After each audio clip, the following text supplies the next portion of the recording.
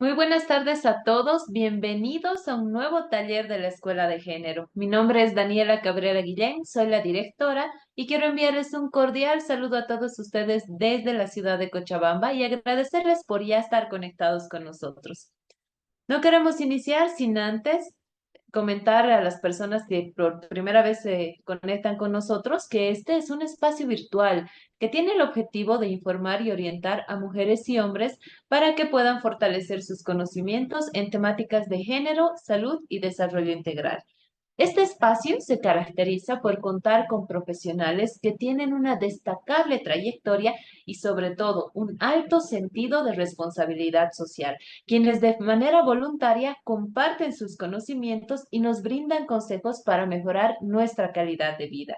Quiero decirles con mucha satisfacción que juntos hemos aprendido ya en más de 182 talleres en la Escuela de Género. Queremos agradecer a las más de 637,000 personas que se han conectado con nosotros de diferentes departamentos de nuestro país, como también del extranjero.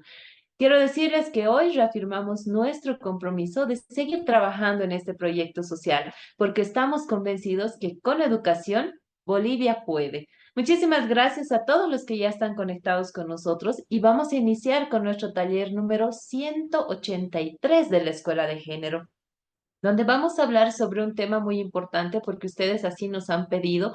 Vamos a hablar acerca del envejecimiento activo. Quiero agradecer a Samuel Doria Medina por el apoyo constante que nos brinda para la realización de cada uno de nuestros talleres. Lamentablemente, en esta oportunidad él no va a poder estar conectado con nosotros, sin embargo, les hago llegar un cordial abrazo de parte de él y esperando que en las siguientes sesiones, en los siguientes talleres ya nos pueda acompañar.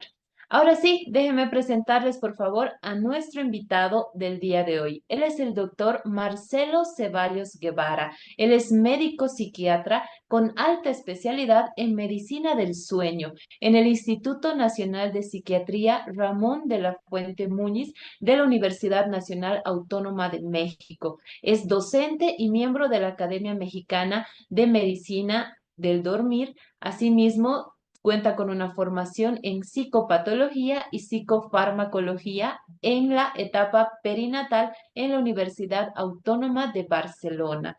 Además, es docente de las materias de neurociencia y salud mental perinatal para residentes de psiquiatría en Bolivia. Asimismo, nuestro invitado del día de hoy, el doctor Marcelo Ceballos, es aspirante a máster en trastornos de la conducta alimentaria y obesidad en la Universidad Complutense de Madrid. Asimismo, cuenta con una formación a nivel de diplomado en lo que es neurociencia, neuropsiquiatría, demencias, mindfulness también y también en investigación y terapia cognitiva conductual en Pontífica Universidad Católica de Chile. Quiero agradecer al doctor Marcelo Ceballos Guevara, que ya está conectado con nosotros, donde vamos a hablar acerca de este tema tan importante como es el envejecimiento activo. Quiero agradecer su presencia y agradecer la presencia de todos ustedes también y recordarles que vamos a tener 45 minutos de exposición de nuestro invitado y 45 minutos para que todos ustedes puedan realizar sus consultas. Muy buenas tardes, doctor. Adelante, por favor. Podemos iniciar. Muchas gracias por ya estar conectado con nosotros. Bueno, buenas tardes y buenas noches, depende del país de donde estén conectados. Gracias por este espacio y efectivamente lo veo muy útil para la población en general por el objetivo que ustedes tienen, ¿no? De educación en salud, en género y en desarrollo. Entonces, no sé si ya podría compartir mi pantalla. Sí, por favor, doctor, adelante. Iniciamos, por favor.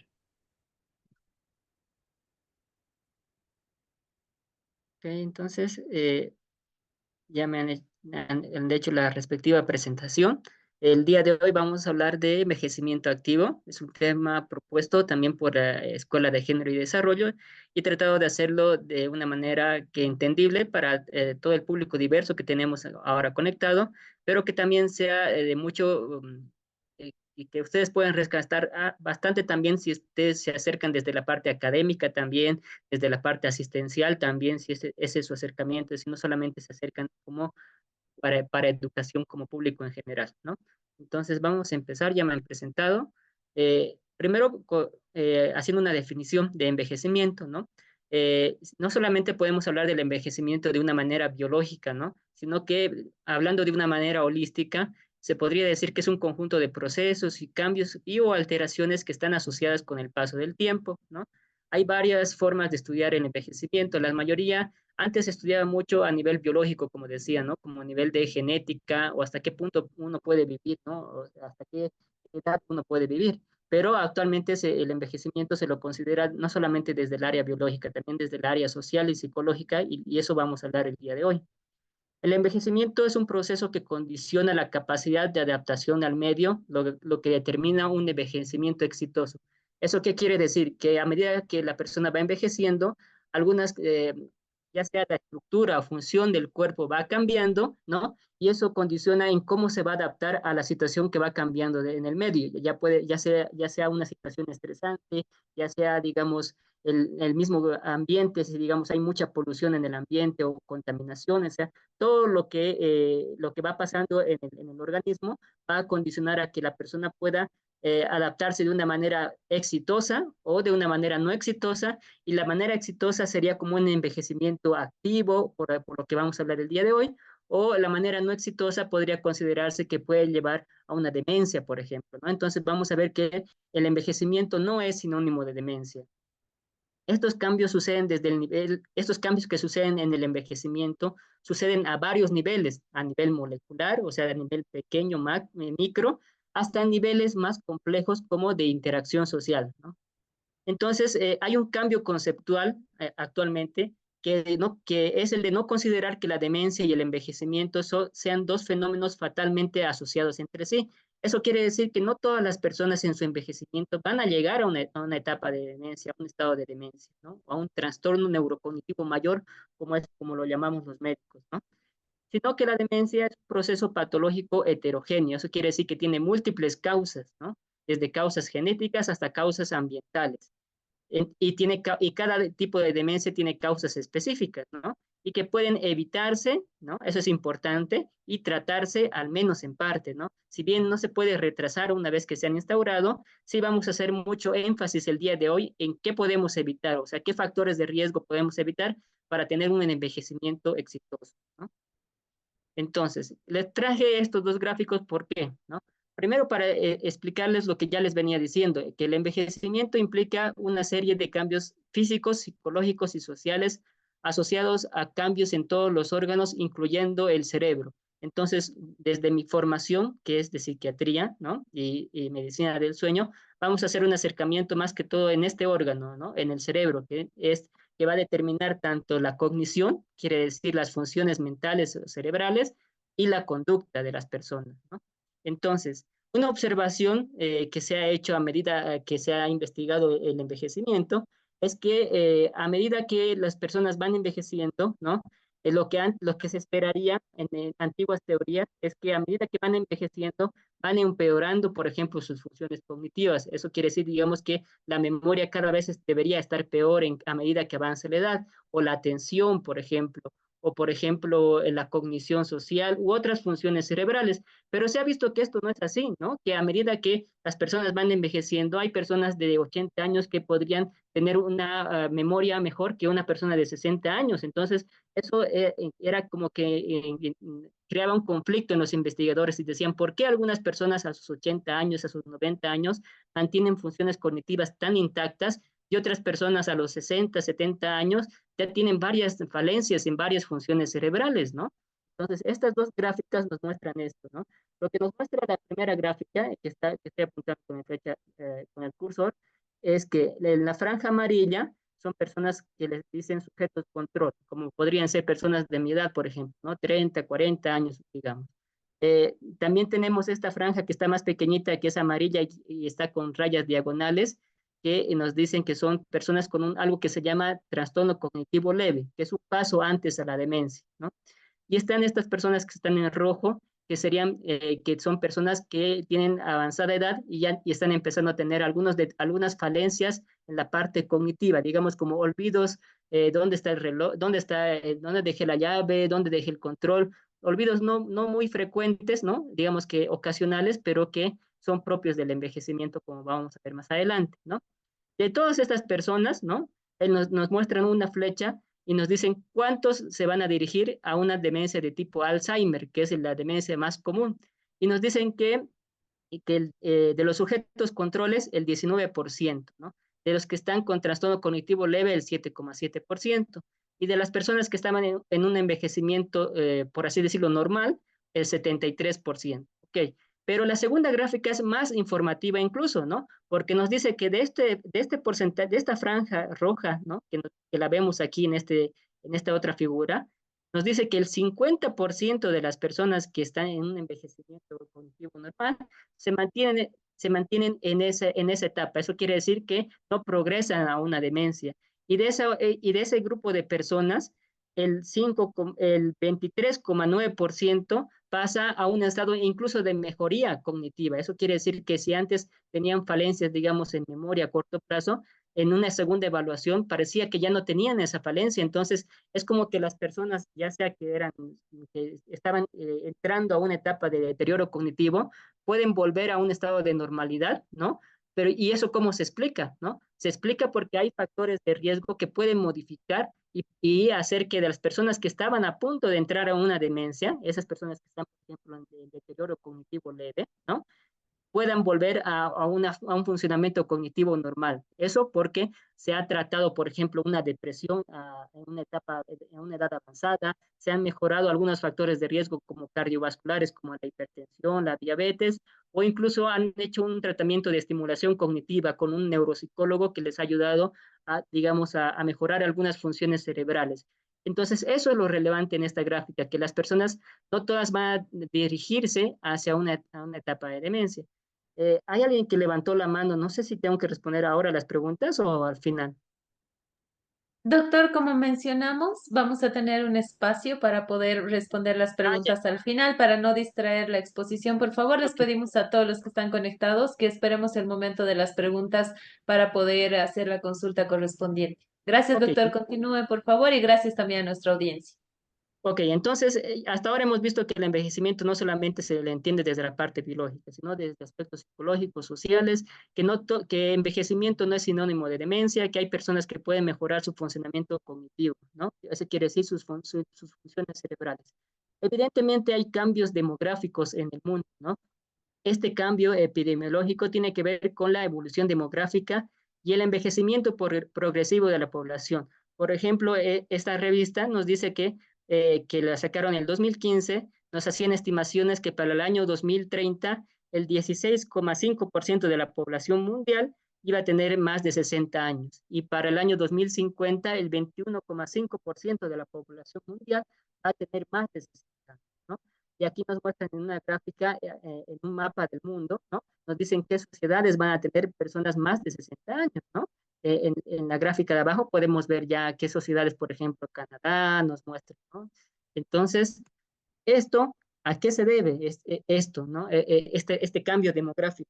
Se debe, por ejemplo, al incremento de la esperanza de vida, ¿no? El aumento de la esperanza de vida lo podemos ver, pero más que todo como una conquista, ¿no? No podríamos decir que tenemos más personas mayores y esto es como que estamos retrocediendo, ¿no? O sea, por más que pueda que se incrementen los casos de demencia, pero también es una conquista porque se está incrementando el tiempo de vida. Ahora lo que debemos enfocarnos es que este tiempo que estamos ganando de vida sea de calidad, ¿no? Entonces, esto es un avance económico y social y no solamente un cambio demográfico, ¿no? ¿Por qué es un avance económico y social?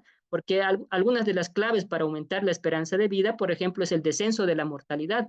Las personas mayores ya no mueren por causas, por ejemplo, que antes morían por neumonía, por enfermedades infecciosas, ahora son más las causas, por ejemplo, cardiovasculares, un infarto, por ejemplo, pero ya no por causas infecciosas.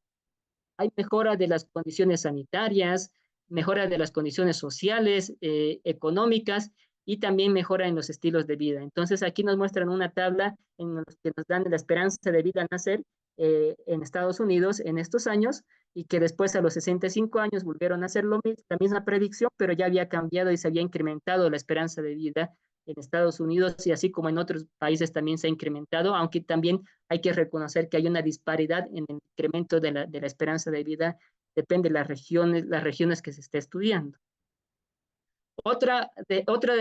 Algo más que puede explicar este cambio demográfico que estamos viendo, que van a aumentar las personas que tienen más de 60 años, ¿no? En el mundo, es el descenso de la fecundidad. A partir de 1975 empieza a descender la fecundidad. Ya para el año 2014, por ejemplo, había un índice sintético de fecundidad de 1,32 en España, por ejemplo, estando por debajo del nivel de reemplazo. Eso quiere decir que por dos personas, por una pareja, había 1,32 hijos, ¿no? Y eso es algo que se ha observado muy similar en algunas sociedades de Europa y también de Asia. ¿Qué factores contribuyen a esto? Por ejemplo, el descenso de la mortalidad infantil. Eso quiere decir que ya los niños no mueren, por ejemplo, por enfermedades prevenibles, ya sea por las vacunas. Eso quiere decir que, y por tanto, ya no es necesario tal vez para algunas familias tener más hijos. La integración sociolaboral de la mujer, eso es importante porque ahora la mujer se integra más a los puestos de trabajo, a diversidad de profesiones. Por tanto, ya el rol de mamá a veces lo pueden dejar a un lado y eso no está mal tampoco, simplemente que ahora la integración es más común que la mujer empiece a trabajar en otras profesiones. La emancipación tardía de los jóvenes también. Ahora es más común que las personas recién salgan de su hogar a partir de los 20 o 30 años, depende del país desde donde lo veamos. El cambio de valores de algunas poblaciones relativos al matrimonio, la familia, la maternidad y el uso de métodos anticonceptivos. Eso también puede haber cambiado en algunas sociedades. Y el retraso en el calendario del rol de maternidad con la consecuente disminución de la fecundidad por causas biológicas. ¿Eso qué quiere decir? Que mujeres ya sea salen muy tarde, se salen, digamos, más después de su casa, se integran a un trabajo, ¿no? Prefieren, digamos, avanzar en ese trabajo y retrasan el periodo de la maternidad y y es bien sabido que cuando ya avanza en edad la mujer, es más difícil a veces embarazarse. Entonces, aunque ya se tiene, por ejemplo, técnicas de reproducción asistida que puede compensar eso, pero sería otro más de los factores del descenso de la fecundidad. Ahora, todo esto que he estado explicando de incremento de la esperanza de vida, descenso de la fecundidad, también ha impactado en el cambio de la estructura por edad de la población, ¿no? Aquí vemos que para el año 2050, ¿no? Las sociedades jóvenes, eso quiere decir que sociedades que tienen menos del 10% de la población, tienen más de 60 años, van a representar el 37%, ¿no? Entonces va a haber más sociedades que están en transición, el 56% de sociedades envejecidas y un gran porcentaje ya va a considerarse sociedades hiperenvejecidas, donde el más del 30% de la población va a tener más de 60 años, ¿no? Entonces, ¿qué consecuencias puede tener socioeconómicas, por ejemplo? Que aquí, por ejemplo, sociedades envejecidas, por así decirlo, como Japón, Finlandia, Italia, ¿no? O Corea, que está en una transición rápida, nos dicen que nos muestran por ejemplo, aquí en Japón nos dice que por cada 100 personas que están trabajando en su fuerza laboral activa, hay 82 personas que son personas mayores, ¿no? Personas mayores de 60 años. O, por ejemplo, Corea, por cada 90 personas mayores, hay 100 personas que están trabajando. Entonces, eso implica que estos países y sociedades tengan que hacer cambios sociales también, porque ya la fuerza, digamos, de trabajo principal no va a poder cubrir una jubilación de estas personas. Entonces, se tiene que integrar a las personas mayores a la sociedad y no solamente estén en un rol pasivo, ¿no? Sino que tienen que formar parte de la sociedad, tal vez como maestros de las generaciones más pequeñas. Y eso es de lo que vamos a hablar más adelante, ¿no? Hay que darle un rol más activo en la comunidad a la persona mayor. Entonces, como ha incrementado la esperanza de vida, también va a haber un sobreenvejecimiento o una llamada cuarta edad. En esta la barra que vemos que está menos gris, ¿no? De sociedad. Y esto no es solamente de sociedades de blancos no hispanos, ¿no? También va a ser de sociedades de otras razas o etnias, ¿no? Como negros, indioamericanos, asiáticos o de origen hispano, ¿no? Entonces vemos que va a ser algo que va a suceder a nivel global. ¿Y qué consecuencias puede haber de esto? puede haber una feminización de la población y esto implica también que puede haber mayor carga en el cuidador en algo que se llama síndrome del cuidador. ¿Por qué va a haber una mayor feminización de la población? Se sabe que hay una mayor mortalidad en los varones, ¿no? Y por tanto, aquí vemos un gráfico que nos dice que a mayor edad, ¿no? Hay 46 varones, por ejemplo, por cada 100 mujeres, ¿no? Entonces, eso a los 80, personas mayores de 85 años. Entonces, las mujeres pueden estar tienen una mayor esperanza de vida y por tanto pueden estar más tiempo, no sé, digamos, sin una pareja, ¿no? Entonces, ¿y eso qué puede implicar, no? No solamente en estas personas, sino que también se ha visto que los cuidadores principales de las personas que adultas mayores o con alguna enfermedad crónica, usualmente suelen ser mujeres. Vemos aquí hijas, el 29%, esposas, el 23%, otras mujeres, por ejemplo, nueras, 20%, y los hombres, el rol de cuidador de una persona mayor, lo cumplen en muy, muy poco porcentaje, ¿no? Por ejemplo, hijos, 8%, maridos, 13%, otros hombres, 7%. Esto nos provoca, ¿no? O nos llama la atención a que las políticas enfocadas en los cuidadores primarios también tienen que considerar esto, ¿no? Y ver el envejecimiento y las enfermedades crónicas como las demencias, ¿no? Desde una perspectiva de género también, ¿no? No puede ser posible que la mujer sea siempre el cuidador principal de las personas con una enfermedad crónica, ¿no? Y obviamente, si va a suceder eso, tienen también que tener asistencia, ¿no? Asistencia de salud para que no lleguen a una etapa de un síndrome del cuidador y que tengan síntomas, por ejemplo, como estrés, ansiedad, depresión. Entonces, otros cambios que pueden suceder en el envejecimiento, cambios a nivel fisiológico, están asociados, por ejemplo, a la regulación circadiana de la temperatura, el sueño y el cortisol. La temperatura, pues, seguramente se han dado cuenta que a veces las personas mayores no se dan cuenta cuando están demasiado frías, ¿no? Hasta que uno les hace notar, pero tus manos están frías, ¿no? Porque la forma en que regulan la temperatura ha cambiado. El sueño también va a haber muchos cambios. Las personas a veces ya no necesitan dormir tanto. En este gráfico nos muestran el tiempo total de sueño que vemos en la gráfica que es vertical, ¿no? El eje de la Y, le decimos los médicos, ¿no? Vemos que ya en el eje horizontal o el eje de las X vemos la edad y en el eje vertical vemos el tiempo en minutos. Y vemos que a medida que avanza la edad, ¿no? Va disminuyendo la necesidad del tiempo total de sueño, ¿no? Entonces, eso no quiere decir que las personas mayores, ¿no? Van a tener insomnio, ¿no? Que todas las personas a los 65, 75 van a tener insomnio.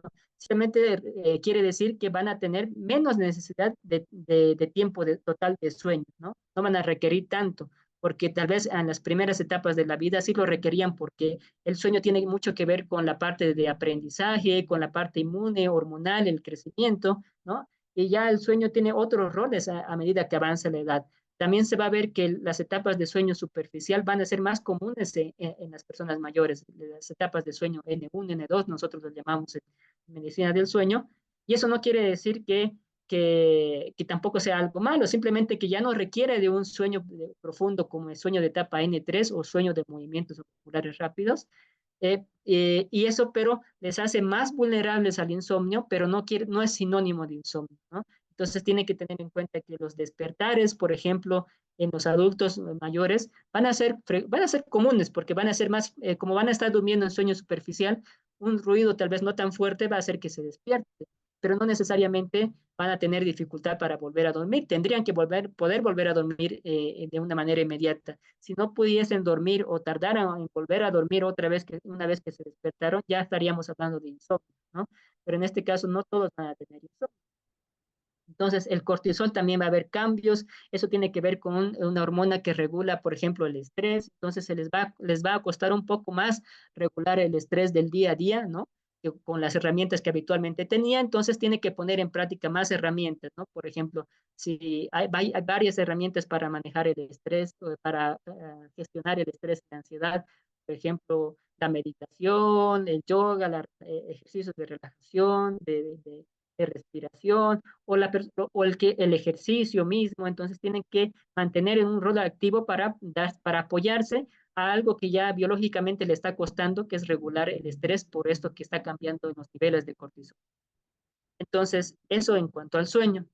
En cuanto a la actividad social, las personas mayores sanas suelen mantener un nivel de actividad social que solo se modifica ligeramente de lo observado en años anteriores. Entonces, lo normal es que las personas mayores sigan manteniendo ese nivel de actividad social, tal vez un poco menos, pero no tanto. No es que una persona se aísle totalmente, que ya no vea a sus amistades, a sus hijos, a sus nietos, ya debería llamarnos la atención y más bien ser un foco de intervención, ¿no? Porque si continúa con esto, va a ser como un factor de riesgo también para un envejecimiento no exitoso que vamos a llamar demencia, ¿no? En algunos casos, la enfermedad física o la muerte de amigos y familiares puede impedir el mantenimiento de la interacción social, ¿no? Entonces, hay que tener presente que si una persona ha perdido, está en duelo porque ha perdido a su pareja o algún amigo, también hay que ayudarlo, ¿no? A pasar ese momento de transición de duelo.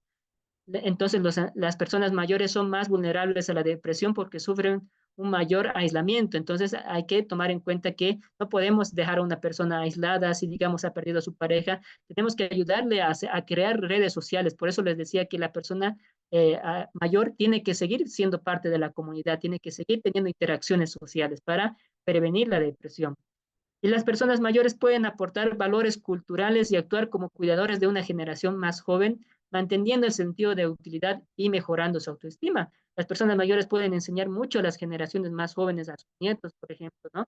Porque la inteligencia cristalizada que hablan, que es muy común ese término en los neuropsicólogos, esa nunca se deteriora, más bien va avanzando a medida que avanzan los años. Esa es esa inteligencia que se adquiere al leer libros, al estudiar, al aprender, esa no se va a perder, ¿no? Entonces, eso va a ser muy valioso para que la persona mayor pueda seguir aportando a la sociedad.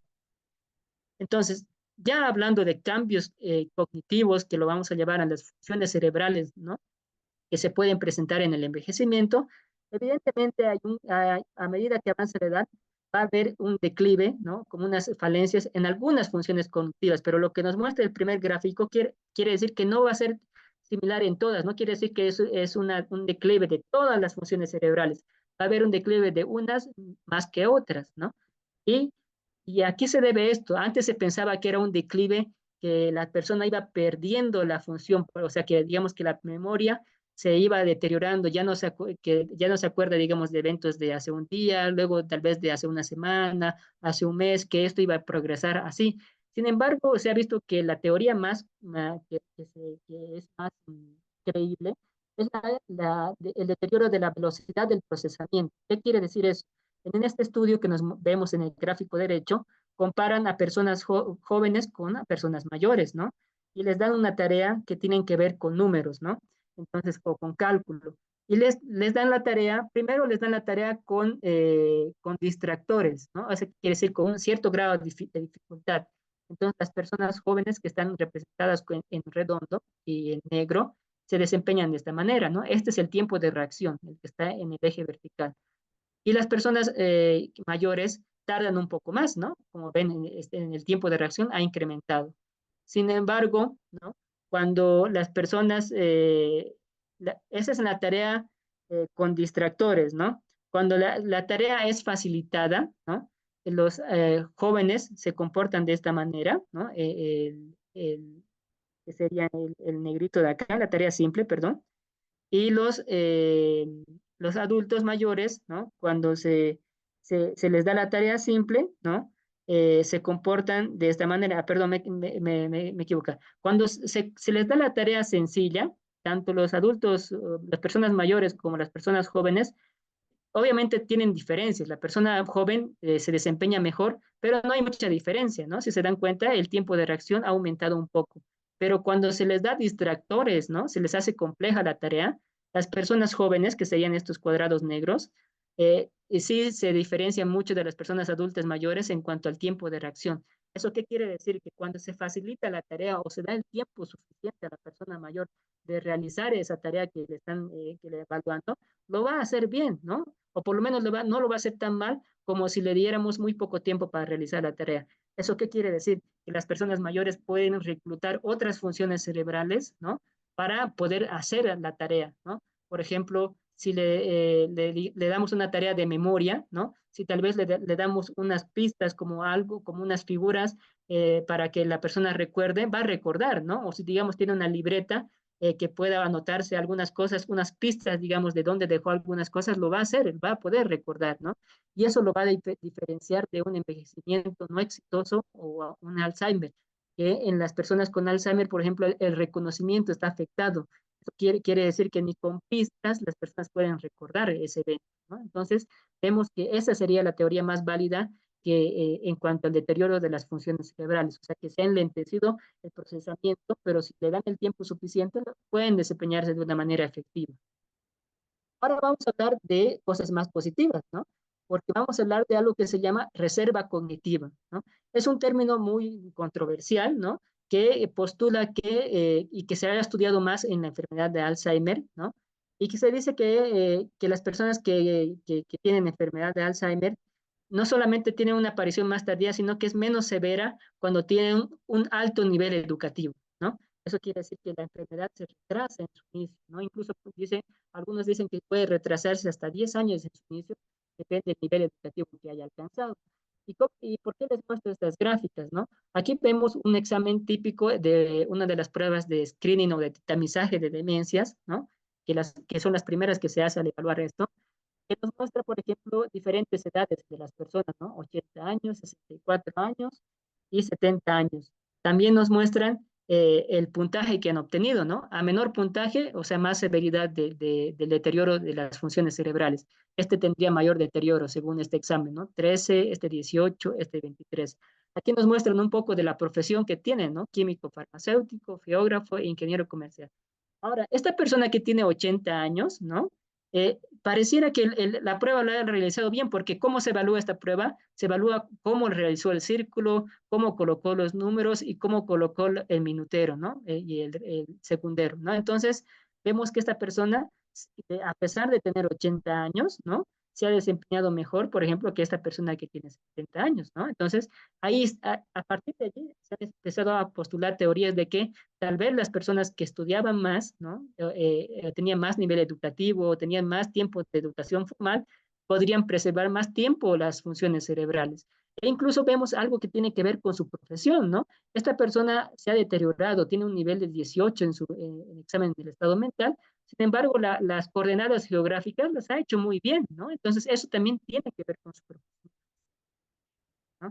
Entonces, lo que otros investigadores han visto es que esta reserva cognitiva que postulan que nos hace como nos protege, en otras palabras, ¿no? Del deterioro cognitivo, no solamente es algo estructural y que sea pasivo, ¿no? Sino que también es activo. Entonces se lo puede entender desde un proceso pasivo. Eso quiere decir como que a mayor años de educación, mayor, digamos, por así decirlo, más neuronas se han formado o se han creado más conexiones sinápticas, o sea, que las neuronas han hecho más conexiones y por tanto, aquí vemos un ejemplo del paciente 1, paciente 2. El paciente 1 sería como que la persona que ha tenido más nivel educativo, ¿no? O más años de educación formal. El paciente 2 como que tuvo menos años, ¿no? Entonces, la enfermedad que sería esta franja, esta línea horizontal, se ha presentado más rápido en el paciente 2, que también ha tenido menos años de educación. Pero también se puede entender desde un proceso activo, ¿no? Esta reserva cognitiva. ¿Eso qué quiere decir? Que tal vez el cerebro intenta afrontar o compensar activamente la patología, eso quiere decir la enfermedad, eh, que sería la reserva cognitiva, ¿no? Usando otras funciones cerebrales, reclutando otras áreas del cerebro para poder cumplir esta función, ¿no? Esta última se podría explicar por una utilización más eficaz de redes cerebrales o la habilidad de reclutar redes alternas. Eso quiere decir que otras áreas del cerebro empiezan a cumplir funciones que en un principio no tenían esa función. Y eso es muy típico, por ejemplo, en personas que han tenido, por ejemplo, un accidente cerebrovascular en un área que usualmente está asociada al lenguaje, que es el área temporal izquierda del cerebro, pero ahora se ha visto que el lenguaje está distribuido no solamente en esa área. Entonces, cuando se les hace estudios de neuroimagen, o sea, de imagen cerebral a esos pacientes, se ha visto que se activan otras áreas del cerebro cuando esta persona está cumpliendo esa función del lenguaje. Entonces, a veces estimular esa función cerebral va a hacer que otras áreas cerebrales puedan cumplir esa función que inicialmente estaba destinada en otro lugar del cerebro, ¿no? Entonces, lo que nos dice esto es que para que una persona manifieste la enfermedad, ¿no? Va a necesitar de más daño, ¿no? En el cerebro, o sea, más causas, más, como decir, más factores de riesgo para que recién se manifieste la enfermedad en esta persona que tiene una reserva cognitiva funcional más alta, o sea, que puede reclutar otras neuronas para cumplir esas funciones. En lugar de este paciente número 2, que va a necesitar poca carga de enfermedad, ¿no? O sea, pocos factores de riesgo, poca acumulación de amiloides, si hablamos de Alzheimer o otras cosas, para que se manifieste la enfermedad, ¿no? Entonces vemos que es un proceso activo y pasivo la reserva. Ahora, otro término que también es útil saberlo a la hora de hablar de envejecimiento activo es el término de neuroplasticidad, ¿no? La neuroplasticidad describe la capacidad del cerebro para adaptarse a factores ambientales que no pueden ser anticipadas por programación genética. ¿Qué quiere decir eso, no?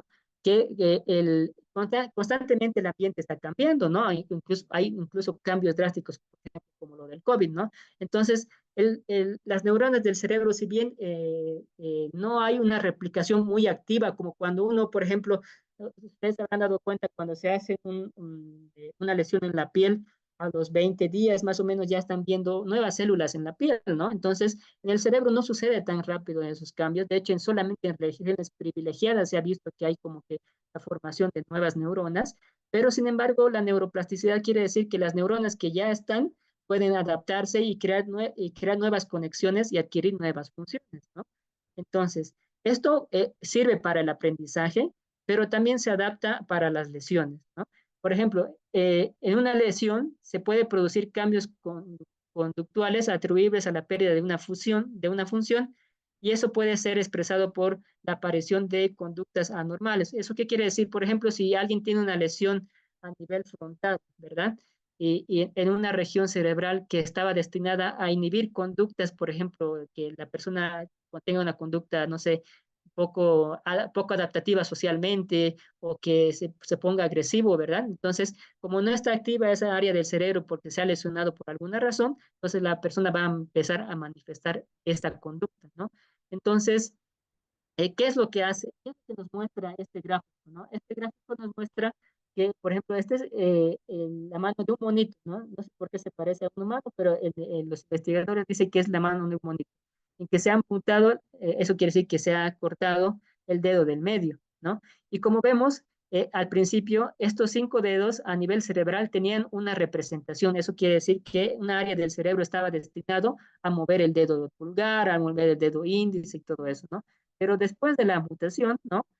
Estas áreas del cerebro que eran para el dedo 2 y para el dedo 4 se han adaptado y han empezado a adquirir, han empezado a invadir, por así decirlo, esa área del cerebro que estaba destinado para el movimiento y la sensibilidad del cerebro, ¿no? Entonces, a eso se llama neuroplasticidad, que las neuronas van adquiriendo otras funciones y se van adaptando a lo que está sucediendo en el ambiente. Entonces, la experiencia, eso quiere decir lo que está pasando afuera de nosotros, remodela de manera continua esta organización. Eso quiere decir que el cerebro cada vez va cambiando, o sea, si va a aprender una nueva función, digamos, tocar música, aprender un instrumento, ¿no? La corteza cerebral va destinando neuronas para adquirir esa función, ¿no? Entonces, si bien esta función de la neuroplasticidad está hecha para el aprendizaje, ¿no? Por como nos muestra este ejemplo, por ejemplo, a este monito le han enseñado a que si mueve la rueda con estos 3 dedos, ¿no? Le van a dar un premio. Entonces, las áreas cerebrales para esos 3 dedos se han agrandado porque obviamente requieren de más habilidad, ¿no? Y más sensibilidad y más habilidad motor, ¿no? Entonces, se han agrandado las áreas cerebrales para esos 3 dedos. Si bien se ha hecho esto para el aprendizaje, también funciona para la lesión, ¿no? Entonces, ¿cómo pasa, qué pasa en las lesiones, ¿no? Eh, en la expansión de un área cortical especializada o reclutamiento, eso quiere decir que, digamos, después de una lesión, las personas pueden reclutar otras neuronas de otras partes del cerebro, ¿no? Y pueden cumplir con esta función de una manera casi similar a la que cumplían las otras neuronas.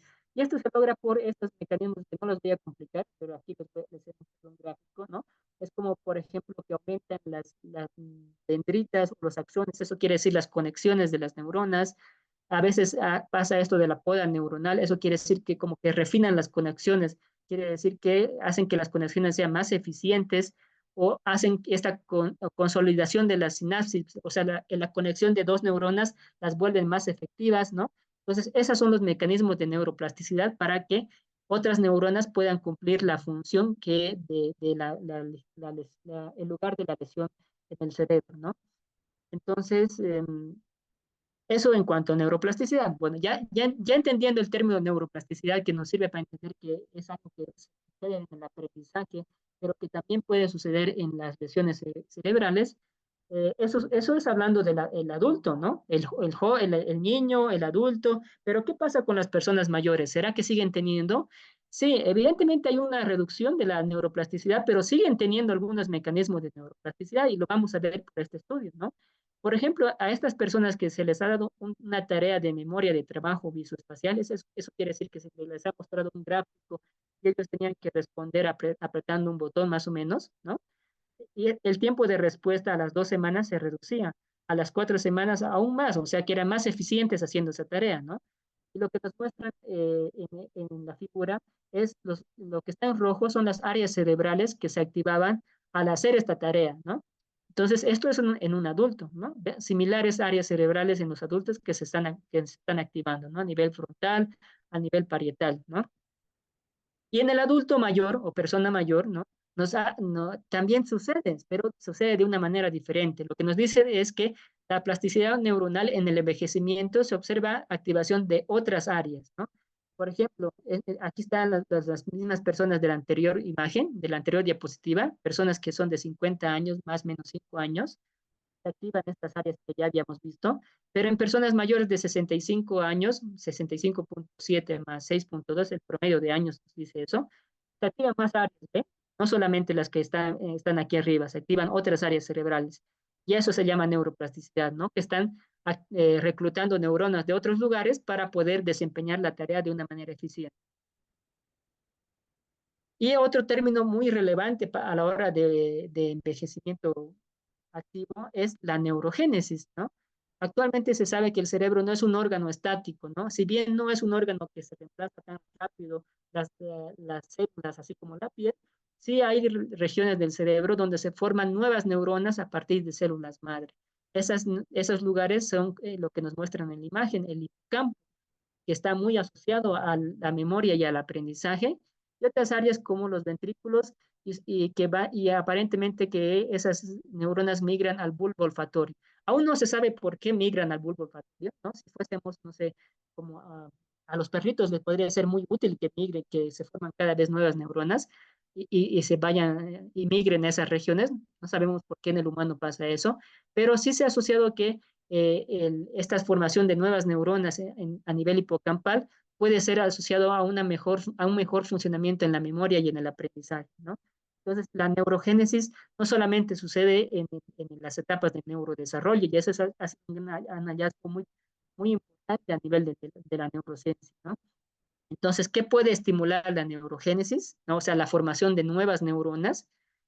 Por ejemplo, en animalitos se ha visto que un ambiente enriquecido, ¿no? Para ejercicio o ambientes, digamos, donde tienen más estímulos, como vemos aquí, la ratita tiene como lugares para correr, mover el balón y todo eso, comparado con los que no tenían ninguno. Aquí vemos esta ratita no tiene nada ni para hacer ejercicio, esta está haciendo ejercicio y esta tiene un ambiente enriquecido. Vemos que la formación de nuevas neuronas a nivel de hipocampo era más marcada en las ratitas que tenían el ambiente enriquecido con varios estímulos o que hacían ejercicio a comparación del que no tenía estos estímulos. Y en humanos igual se ha replicado esto y se ha visto que la neurogénesis puede incrementarse ya sea por el ejercicio, incluso los antidepresivos. No quiere decir que ahora vamos a empezar a tomar antidepresivos, ¿no? Pero se ha visto que los antidepresivos no solamente podrían ser buenos para la depresión en el sentido de, por ejemplo, modular neurotransmisores, sino que también pueden estar alterando la epigenética o tal vez estar alterando la formación de nuevas neuronas a nivel de hipocampo o tal vez, quién sabe, otras regiones, ¿no?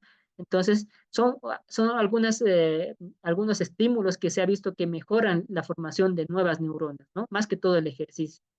Y también, obviamente, la estimulación cognitiva, por ejemplo, el entrenamiento en que un neuropsicólogo o un terapeuta ocupacional le haga entrenar a una persona mayor funciones cerebrales, también le va a ayudar en la neurogénesis. Y esta es la última diapositiva, ¿no? Pero es la más importante. ¿Por qué? Porque si bien las demencias, que serían como el envejecimiento no exitoso, no pueden detenerse o solamente pueden retrasarse su progresión, ¿no? En la mayoría de los casos, sí hay factores de riesgo modificables, ¿no? Lo que nos muestra el gráfico de la derecha, ¿no? Es que de un 100%, digamos, de lo que podríamos atribuir a que aparece esta enfermedad, 40% son potencialmente modificables de estos factores. Este 60% pueden ser causas desconocidas, causas genéticas que no sabemos, ¿no? Pero se sabe muy bien que el 40% de los factores de riesgo para una demencia se pueden modificar. Y aquí nos muestran desde las etapas tempranas de la vida, por ejemplo, una educación baja, ¿no? O sea, tener pocos años de educación. Si, digamos, nos enfocaríamos en mejorar la educación entre todas las personas, les disminuiríamos el 7% de riesgo de una demencia.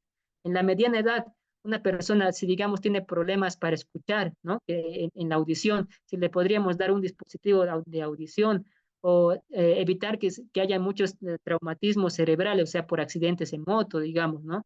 O controlar bien la hipertensión, disminuir el consumo del alcohol o disminuir la obesidad, ¿no? O tratarla, ¿no? Podríamos disminuir todo este porcentaje de factores de riesgo.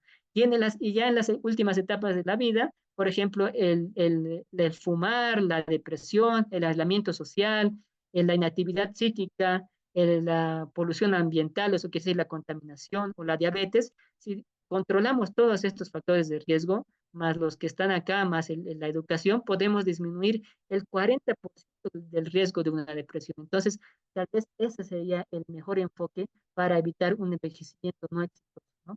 Y aquí nos muestra un gráfico donde nos dicen los potenciales mecanismos, ¿no? Para prevenir las demencias, ¿no? Por ejemplo, para reducir el daño a nivel cerebral, ya sea por algo neurotóxico, vascular o por estrés oxidativo, eso quiere decir daño a nivel de las neuronas, podríamos enfocarnos en disminuir el consumo del cigarrillo, reducir las tasas de obesidad, controlar, tratar la diabetes, la hipertensión o la hipercolesterolemia, ¿no?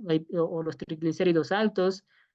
Si hablando de educación, ¿no? Para incrementar la reserva cognitiva, que es lo que les decía ese término, ¿no? Podríamos aumentar el nivel educativo, los años de educación formal, podríamos entrenar cognitivamente, quiere decir la estimulación cognitiva que podría hacerlo un neuropsicólogo, un terapeuta ocupacional o ustedes mismos, ¿no? No dejar la actividad, por ejemplo, cognitiva, el esfuerzo cognitivo, ¿no? No más bien abandonar tareas, sino que seguir intentando hacer la mayor cantidad de tareas que les requiera un esfuerzo cognitivo, un esfuerzo de sus funciones cerebrales. Preservar la audición con dispositivos que tal vez nos pueda ayudar a disminuir también el riesgo, reducir la inflamación, el daño por inflamación, ¿no? Usando, en este caso, sería para las personas que tienen un factor, esto como un factor de riesgo, ¿no? Como el factor de riesgo cardiovascular. Entonces, usando, por ejemplo, antiinflamatorios no esteroideos, ¿no?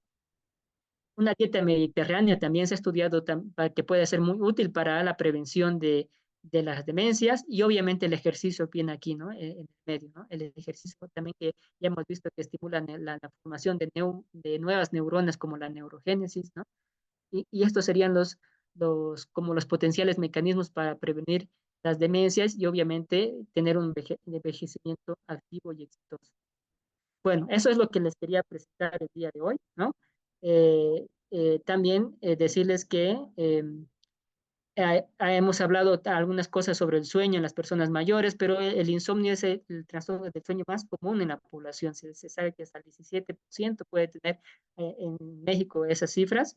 En Bolivia no debe ser muy diferente, ¿no? Entonces, hacemos sesiones con mi colega, la doctora García, que es de México, ¿no? Y hacemos sesiones virtuales, 4 sesiones para personas que tienen insomnio, y hemos visto que el insomnio es un factor de riesgo, ¿no? Para las demencias. Y también hacemos sesiones de mindfulness, ¿no? Que nos ayudan a gestionar la ansiedad, ¿no? Más que todas las personas que tal vez tienen mucho estrés, ansiedad o han pasado por episodios depresivos. También les dejo esta invitación y aquí está mi código QR para que ustedes puedan guardar mi número. De todos, no, todos modos, mi número es este, el 591 es el código de Bolivia, ¿no? Y este es mi número y aquí también está mi número, ¿no? Entonces, espero les haya servido la charla y estoy abierto a las preguntas que puedan hacer. Queremos agradecer la exposición que hemos tenido el día de hoy del doctor José Marcelo Ceballos Guevara, que nos ha impartido información muy importante para que todos también podamos tener una mejor calidad de vida cuando vamos envejeciendo. Así que le agradecemos, doctor, por toda la información que nos ha brindado el día de hoy y estoy segura que ha sido de mucha utilidad para todas las personas que están conectadas con nosotros. Decirles a todos que los contactos que acaba de compartir el doctor también los vamos a publicar en nuestras redes sociales para aquellas personas que necesiten y requieran tal vez en algún momento ser parte de estas reuniones que se tiene y los cursos que dan el doctor en compañía con esta doctora que nos mencionaba del país de México. Así que le agradecemos mucho, doctor, y habilitamos ahora en este momento a todas las personas que quieran realizar sus consultas, que por favor a través de lo que es la plataforma Zoom en la sala de Zoom número 1 puedan levantar la mano para realizar su consulta. A todos aquellos que nos acompañan en nuestra sala de Zoom número 2, también les pedimos que nos hagan llegar sus consultas a través del chat que ya se encuentra habilitado. Y a todos aquellos que nos acompañan en nuestra página de Facebook, también les pedimos que nos hagan llegar sus preguntas a través de los comentarios de esta red virtual para que nosotros podamos transmitirle también a nuestro invitado del día de hoy. Tenemos ya preguntas, doctor, para usted. Por favor, vamos a habilitar en este momento el micrófono de Ramiro David Ajuacho. Por favor, adelante, Ramiro. Buenas noches. ¿Cuál es su nombre completo y desde dónde se conecta, por favor? Buenas noches, mi nombre es Ramiro David Ajuacho Chinche. Desempeño como psicólogo paliativista en un hospital de tercer nivel en Cochabamba, Bolivia. Y yo quisiera preguntar al doctor qué opinión le merece, qué opinión profesional le merece esta ley que se está promoviendo, ¿no? Acerca de la jubilación a los 65 años de edad en el sector salud. Ok.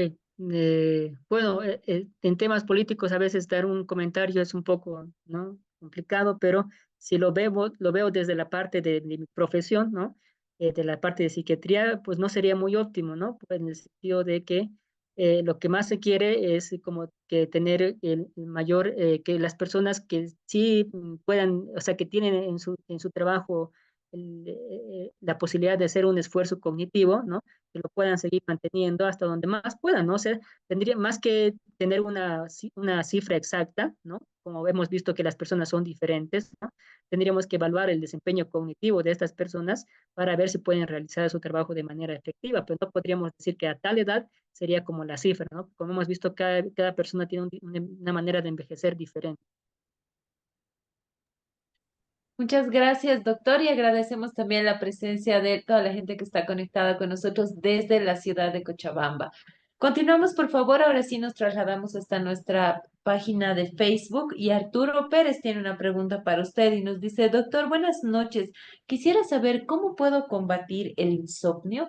Tal vez algunos tips, doctor, para combatir el insomnio. Ok, entonces es algo muy común, como les decía, ¿no? El insomnio en la población en general. Vamos a tener, de hecho, una charla después, ¿no? De un taller de trastornos del sueño en los que vamos a profundizar más. El insomnio mayormente es como los trastornos mentales son a veces un poco difícil saber la fisiopatología exacta, eso quiere decir la causa exacta.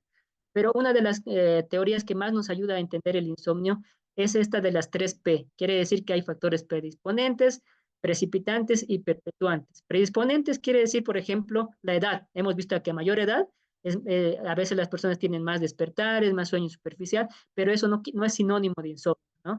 El sexo también, las mujeres tienen más insomnio, ¿no?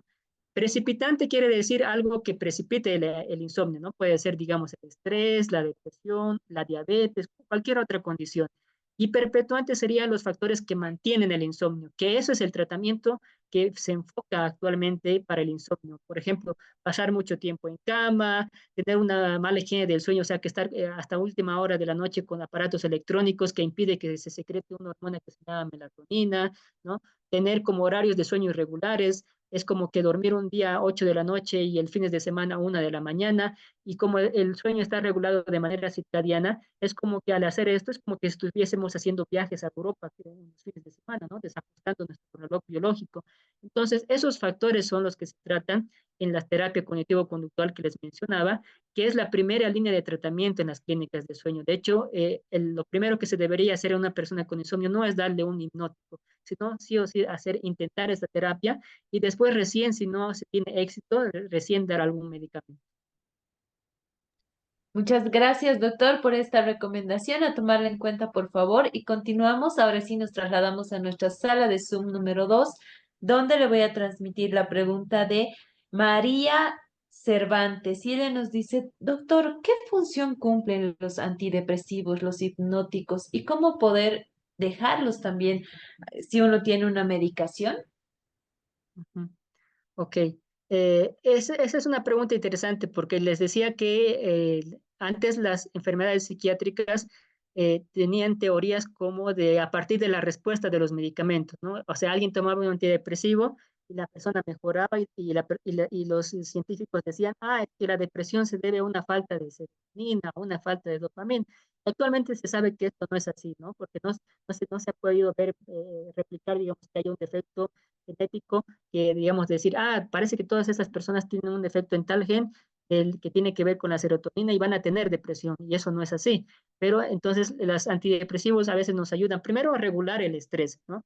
A veces producen cambios epigenéticos, o sea, que modifican la genética de un individuo, que le puede ayudar en varios sentidos, como tal vez en algunas regiones que están implicadas en la regulación del estrés. Ya hemos visto que también puede estar relacionada a la neurogénesis, formación de nuevas neuronas, ¿no? Entonces, exactamente, hay varias formas en que incluso a veces se ha visto que pueden tener propiedades antiinflamatorias y que la depresión también tiene que ver con las cosas inflamatorias, ¿no? Entonces, pero no son medicamentos que creen dependencia, por eso uno los puede dejar, ¿no? Porque la dependencia se define por dos cosas, tolerancia y abstinencia. Tolerancia quiere decir que uno toma un antidepresivo y al día siguiente necesita dos medicamentos antidepresivos, ¿no? Y eso no sucede, ¿no? Porque el efecto de los antidepresivos tarda. Y abstinencia quiere decir que uno deja de tomar y necesita sí o sí esa sustancia en el cuerpo, y eso no sucede. Si uno lo baja de manera progresiva, puede bajar un antidepresivo. Y en los hipnóticos es otro tema más delicado, va a depender del medicamento para saber cuál es más seguro a largo plazo, o sea que puede tomar algunos meses o incluso 2 años, o cuáles se tendría que tomar un mes mínimo y ya empezar a bajar sí o sí, porque si no va a empezar a crear dependencia y abstinencia. Muchas gracias, doctor, por esta recomendación. Les pedimos, por favor, que tomen en cuenta las recomendaciones que hoy nos brinda el doctor Marcelo Ceballos Guevara en este taller tan importante. Continuamos, por favor. Les vamos a pedir a las personas que quieran realizar sus preguntas en sala de Zoom número 1 que por favor puedan levantar la mano a través de la plataforma que ya se encuentra habilitada.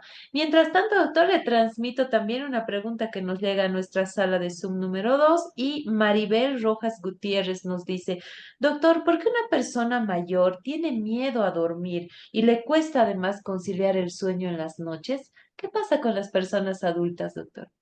Ujú. Lo que pasa es que hemos visto que son más vulnerables al insomnio. Hemos dicho que no es sinónimo, pero, sin embargo, tener insomnio de ser una persona adulta mayor.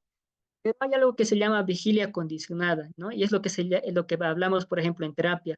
Eso es lo que pasa cuando las personas empiezan a utilizar la cama en actividades que no son para dormir. Por ejemplo, ver televisión, leer un libro, charlar con la pareja o incluso preocuparse, ¿no? Sobre qué voy a hacer mañana o planificar su día a día, ¿no?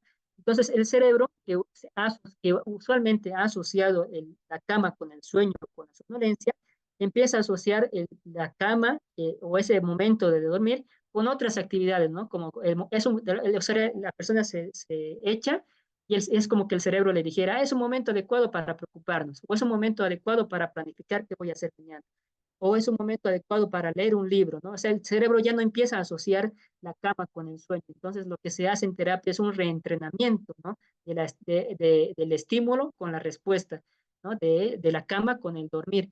Entonces, es por eso que las personas a veces cuando ya pasa mucho tiempo, porque el insomnio es así crónico, ¿no? Al principio son días, semanas, luego meses, ya cuando uno se va a acostar, incluso ya tiene sueño, pero cuando se acuesta, como las personas dicen, se me escapó el sueño, ¿no? A eso tal vez se refiere esa persona como que le da miedo, ¿no? Ya a la cama, es porque ya su cerebro empezó a asociar la cama ya no con el sueño. Tiene que hacer esta terapia para reentrenarse Muchas gracias, doctor. Queda claro entonces, así que le agradecemos por responder esta pregunta. Y ahora le transmito desde nuestra página de Facebook. Rosbel nos dice, doctor, ¿el trabajo nocturno en qué dimensión influye al envejecimiento activo?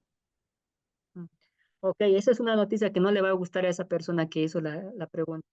Los trabajos nocturnos se ha visto que es un gran grupo de estudio de los turnos laborales, ¿no? Es un trastorno que se llama trastorno de ritmos circadianos turnos laborales y está asociado mucho a la obesidad, a enfermedades cardiometabólicas y por tanto, como hemos visto, todos estos factores, ¿no? De riesgo, son de factores de riesgo para un envejecimiento no exitoso, ¿no? Para una demencia. Entonces, y eso es algo que obviamente que a las empresas o a los estados no les gusta informar, ¿no? Porque nadie diría eso, ¿no? Como que los turnos laborales te aumentan el riesgo de tener enfermedades cardiometabólicas. ¿Por qué? Porque en el sueño suceden cosas muy relevantes, ¿no? El sueño no es un estado pasivo que uno se puede desconectarse, ¿no? Sino que hay hormonas que empiezan a aumentar su secreción, hay cosas inmunológicas que empiezan a funcionar y un sueño durante el día, ¿no? Como compensando, digamos, después de ir a trabajar en la noche, nunca va a compensar un sueño, el sueño nocturno que cumple varias funciones. Muchas gracias, doctor. Le agradecemos por responder nuestras preguntas en este taller número 183 de la Escuela de Género. Ahora sí, retornamos a nuestra sala de Zoom número 1 y vamos a habilitar el micrófono de Romy Karina Rojas. Adelante, por favor, Romy. Muy buenas noches. ¿Cuál es su nombre completo? ¿Desde dónde se conecta? Y adelante con su consulta, por favor. Aló, muy buenas noches. Nuevamente agradecer que excelente taller. Realmente es una pena que muchas personas no se enteren de este tipo de cosas que son tan importantes, ¿no es cierto? Bueno, quería saber lo siguiente, referente al Alzheimer, ¿no? Yo he trabajado en geriatría en Suecia. Entonces, había algo que quisiera que me digan, el detonante exacto. ¿Cuándo exactamente o qué factores hace que una persona tenga Alzheimer? Yo veía ahí que algunas personas, por ejemplo, tenían algún tipo de trauma, como que su hijo se había muerto o alguien así, y en cuestión de semanas empezaban con el Alzheimer. Otras personas que, digamos, habían tenido una caída y la caída era el detonante. O sea, quisiera saber si es algo genético o qué es lo que influye en el Alzheimer. Ok. Las enfermedades, las demencias o trastornos neurocognitivos tienen un origen multifactorial y es más que todo el ambiente lo que al final detona la enfermedad.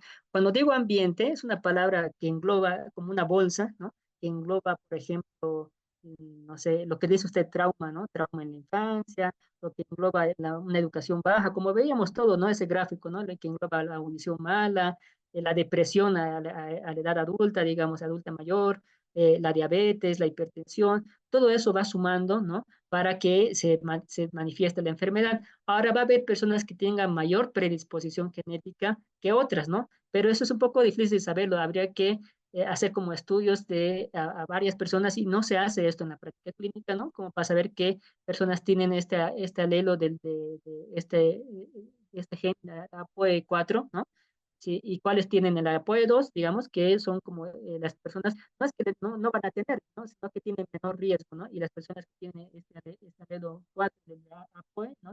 Este gen, van a tener más riesgo, o sea que van a necesitar que el ambiente haga menos para que se manifieste la enfermedad, ¿no? Ahora, hay muchos estudios que han avanzado de que de ver esto o sea, de tener biomarcadores, ¿no? Desde saber, desde más temprano, no solamente del adulto mayor, ¿no? Sino desde los 40, 50 años, tener algo que nos diga, esta persona va a tener una enfermedad de Alzheimer.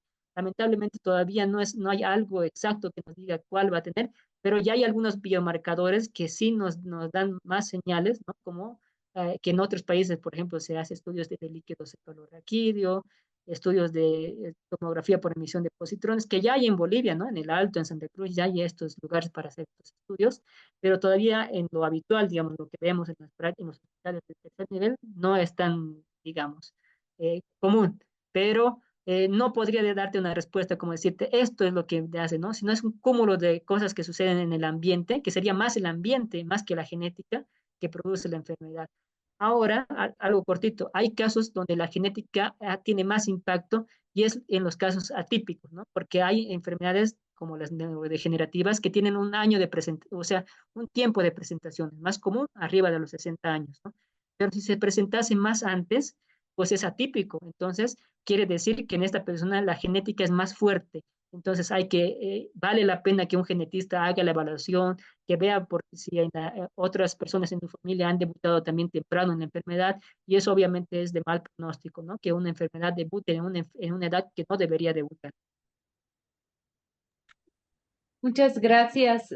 Gracias, doctor, por esta recomendación. Saludos también a toda la gente que está conectada con nosotros desde la ciudad de Cochabamba, desde sus diferentes provincias. Saludos a la gente que está conectada con nosotros de Chile también, desde Paraguay, que nos mandan saludos desde La Paz, Oruro también.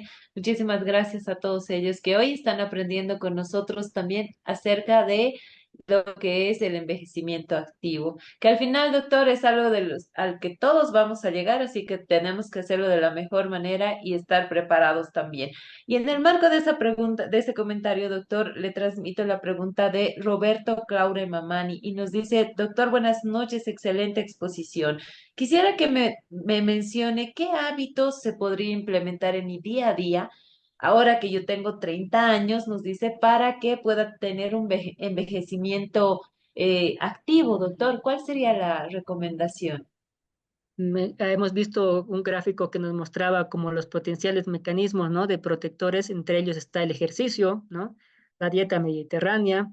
Uno podría hacer, y a mí tal vez me faltó investigar un poco más sobre otro tipo de dietas, ¿no? Porque si vemos la literatura, mayormente es anglosajona, o sea, quiere decir que son de Estados Unidos, de Europa, entonces por eso hablan de dietas mediterráneas, pero habría que ver si hay algo que tal vez las dietas que consumimos aquí en Latinoamérica tal vez son buenas, ¿no? Habría que hacer una revisión, ¿no?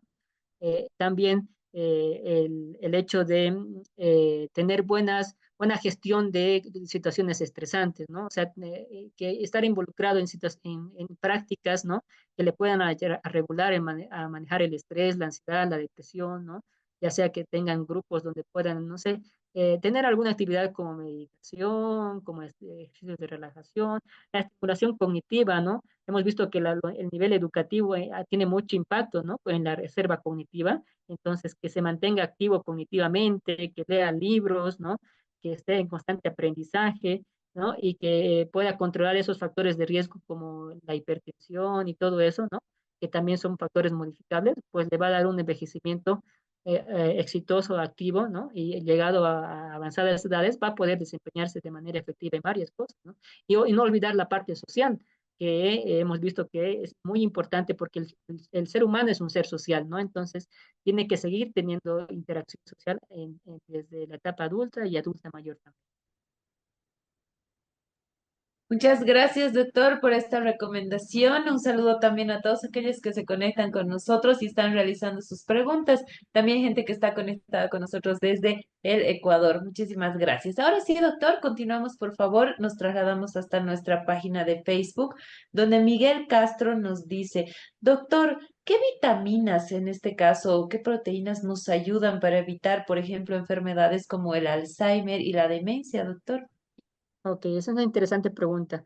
He visto yo que es una práctica habitual en personas que tratan a personas que están, digamos, queriendo evitar una demencia, ¿no? Y a veces vienen con hartas vitaminas, ¿no? Esto me dijeron que tome, ¿no? Sin embargo, yo no quiero ser desalentador, pero no hay una vitamina, digamos, que se haya visto que prevenga. Lo que se ha visto es que hay estudios ya que el omega 3 sí puede ser muy beneficioso para las funciones cognitivas, ¿no? Y es algo que sí, yo recomendaría que lo puedan consumir. Hay algunos estudios que dicen que el Gilco biloba también, que también he visto que ayuda a las funciones cognitivas, pero a una dosis exacta, ¿no? Entonces, eso sería más como que vayan ante un médico, que le digan si lo van a requerir, a qué dosis, por qué tiempo, ¿no? No es consumir por consumir también. Y las vitaminas, la gente que usualmente tiene una dieta equilibrada, ¿no? Usualmente no suele requerir una vitamina, ¿no? Porque no tienen un déficit. Las vitaminas son para las personas que tienen un déficit nutricional en lo que usualmente consumen, ¿no? Pero sí, por ejemplo, no descuidar alimentos que tengan que ver con la vitamina B12, porque el déficit de vitamina B12 es una de las causas, por ejemplo, que puede ocasionar una demencia que puede ser reversible, ¿no? Hay personas que por déficit de vitamina B12 llegan a estados de que muy similares de demencia, pero que pueden ser reversibles cuando se les vuelve a dar esta vitamina, ¿no? Pero no es que ahora vamos a tomar vitamina B2 así como que todos los días, ¿no? Pero simplemente como que algunos momentos tomarán un poco, y se darán espacios, porque también la hipervitaminosis, o sea, tomar mucha vitamina te puede complicar la salud. Muchas gracias, doctor, por esta recomendación tan importante, así que a tomarla en cuenta también. Vamos, doctor, ya con las últimas preguntas. Le transmito ahora la pregunta desde nuestra sala de Zoom número 2 de Blanca Álvaro Llave y nos dice, doctor, ¿cuáles son los exámenes que podemos realizarnos para poder detectar enfermedades como el Alzheimer, la demencia? Ok, los exámenes que uno puede hacerse, primero es que no son exámenes que uno lo puede hacerse en el laboratorio, lamentablemente, ¿no?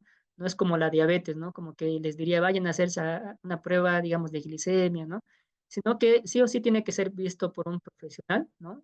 Ya sea psiquiatra, ya sea, yo preferiría también geriatra y después neurólogo, ¿no? Y eso no es por discriminar a los neurólogos, porque es que hay personas que están como más apegadas a ciertas cosas del cerebro, ¿no? En este caso, la conducta, ¿no? Entonces, el Alzheimer, psiquiatra, un geriatra, un neurólogo también nos ayudaría mucho si fuese una enfermedad de Parkinson, ¿no? Ellos son más hábiles tal vez para evaluar la parte motora, ¿no? Entonces, ellos podrían hacer una evaluación de screening, eso quiere decir que podrían hacernos como que una prueba para ver nuestras funciones cerebrales a nivel global. Entonces, ya eso una persona detecte que hay una alteración a ese nivel, ¿no? Ya podríamos hacer una evaluación más completa, ¿no? O sea, pedir exámenes de laboratorio, por ejemplo, para ver si no es una déficit de vitamina B12 o también hay hormonas tiroideas, alteración de hormonas tiroideas también puede dar alteraciones cognitivas, estudios de neuroimagen, pero eso tienen que ser solicitados por el especialista, ¿no? Hasta una evaluación neuropsicológica debe ser, ¿no? No es ideal que alguien vaya, me ha pasado, que alguien vaya directamente al neuropsicólogo y evaluar una demencia, porque los neuropsicólogos nos aportan mucho, nos ayudan mucho, pero no hacen diagnóstico, ¿no? Entonces sí o sí tendría que pasar por un médico antes. Muchas gracias, doctor, por esta recomendación, así que a tomarla en cuenta, por favor. Y doctor, una última pregunta y que nos llega de manera repetitiva tanto a los diferentes chats de nuestras salas y también a Facebook. Y nos dicen, doctor, ¿qué podemos recomendar de manera natural? Porque creo que los medicamentos sí son importantes, que estén recetados bajo una supervisión médica de un especialista, como usted mencionaba. Sin embargo, ¿qué podemos hacer para aquellas personas que no pueden conciliar el sueño, que tienen estrés tal vez, tienen depresión? ¿Qué tipo de tal vez mates podría ser, se habla de muchos mates naturales que se utilizan, hierbas, raíces también que se utilizan para poder dormir, para bajar la ansiedad. ¿Qué nos puede decir referente a lo que es la medicina, tal vez medicina natural? ¿Aporta, doctora? ¿Ayuda? ¿Es cierto? ¿Podemos utilizarla? ¿No? ¿Qué nos recomienda, por favor? Va a ser, depende de la gravedad. Por ejemplo, personas que tienen un insomnio leve, no sé, que son de días, semanas, pueden beneficiarse de esos. Compran, creo, pasiflora, me acuerdo muy bien qué otros compuestos, ¿no? Por ejemplo, antihistamínicos también, que se han dado cuenta alguna vez han tomado antihistamínico para el resfrío y de repente les dio sueño, ¿no ve? Entonces, puede ser útil, pero a corto plazo, ¿no? Porque igual esos medicamentos dejan de ser efectivos a largo plazo. Entonces, o de manera natural, es que no son todo, es que la gente cree que algunas cosas son naturales, pero en general no son naturales porque sí tienen un efecto en el cerebro, ¿no? Por ejemplo, la valeriana, ¿no ve? Que muchas de las personas dicen, esto es natural, ¿no? Sin embargo, cuando uno hace el estudio, digamos, a ver qué tiene la valeriana, qué causa ese efecto, pues sí, tiene un efecto a nivel cerebral, ¿no? Va a modificar algunas cosas a nivel cerebral.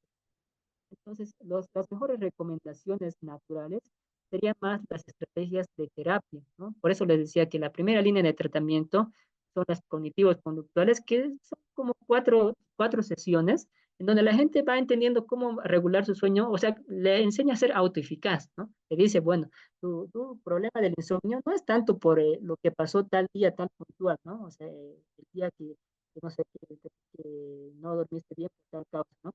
No, es por los factores que actualmente lo mantienen. Entonces, eso aprende la persona y va siendo eficaz cambiando estilos de conducta, cambiando estilos de pensamiento que lo hacen dormir mejor. En el caso de la depresión similar, cuando la depresión es leve, ¿no? Puede tratarse efectivamente muy bien por la conducta y una de las estrategias más útiles en la depresión, por ejemplo, es la activación conductual, que en resumen es decirle a la persona que si uno se mantiene inactivo, va a empeorar su depresión. ¿Por qué? Porque empiezan a rumiar, ¿no? A pensar más sobre el pasado. Y dos, porque no están, se inhiben de refuerzos positivos, ¿no? Es como que dicen, nada bueno me pasa. Efectivamente, de nada bueno le va a pasar si se ha empezado a aislar, si ha empezado a quedarse a dormir en cama, no a salir, a dormir demasiado, ¿no? Entonces, las estrategias conductuales siguen siendo igual muy efectivas en la depresión.